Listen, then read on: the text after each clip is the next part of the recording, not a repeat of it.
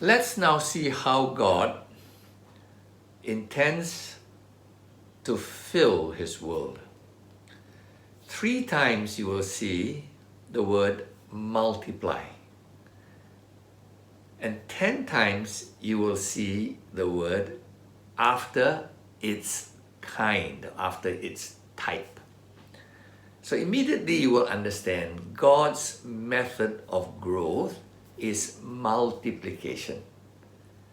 Secondly, you realize God's method of growth is multiplying after your kind.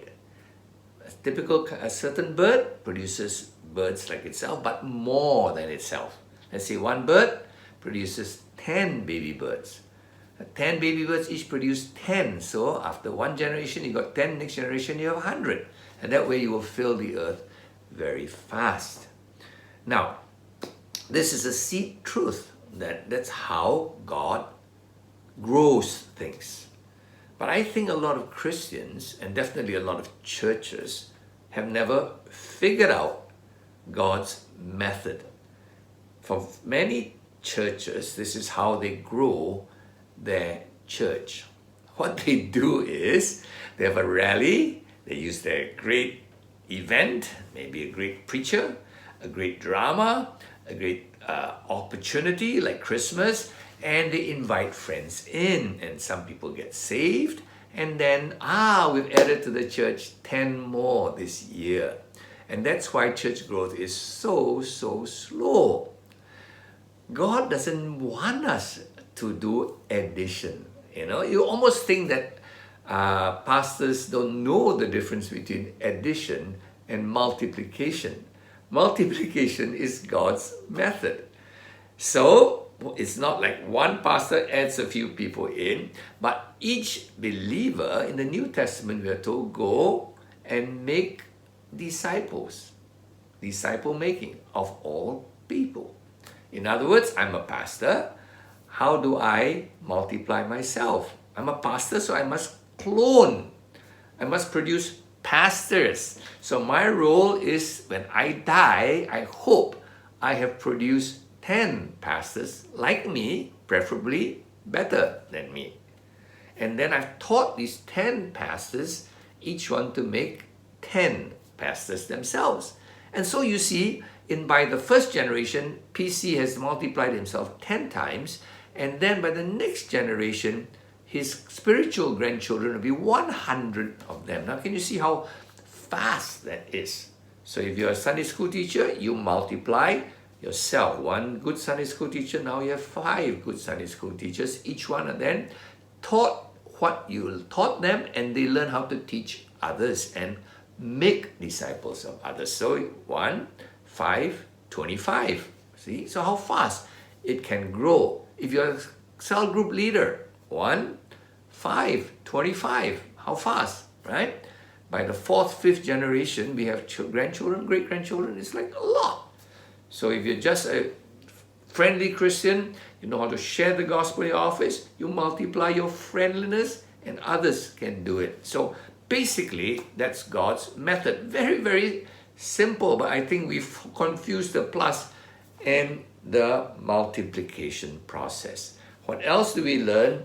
We learn that man is made in God's image. So in many ways, we are like God. But we must also remember, in many ways, we are not like God. We cannot create, for example. But we have the ability to have a creative mind like God. In many ways, unlike animals, animals don't have a creative mind. A bird's nest from the time of Adam till now looks the same. A bird's nest is a bird's nest. It looks the same.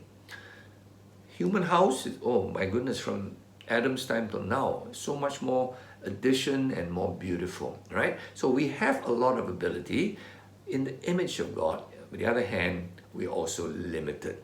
So we are made in the image, but not exactly. Secondly, of course, sin defaced a lot of our image of God in each of us, right? So there are other truths that we can see. For example, originally man was supposed to eat the herb of the ground. vegetables. Today, after all the nutrition studies, we realize, hey, you know what's really good for us, our health? Vegetables. You know what's the best? Organic vegetables straight from the ground. That's the best. A lot of nutrition study went into all this to realize that's the original food designed for us. Obviously, that was the best formula, God-given formula for sustaining our life. So what have you seen in Genesis chapter 1? You've seen actually God. How awesome He is. Wow, just speaks, it is done. The power of God is amazing, right? We see how orderly He is. He does things three. Separation here. Put things on. Very organized. Very orderly. We see God's very creative. Wow. All kinds of animals and everything looks so beautiful. The stars in the sky, the fish. Whoa. God is so creative. And God is so personal. God speaks. God talks. He's not a force in like unknown force. So how would you learn in Genesis chapter 1? A little peep at God. We learn His methods. His method is amazing. Geometric progression. Wow. If you study math, one of the things that amazed me is how fast 1 become 2 and 2 become 4, and before you know it, it's totally a huge number. Okay, so I hope today, when you see Genesis 1, you will remember exactly what was done, and most of all, you have a little peep of this awesome God, His introduction to men like us.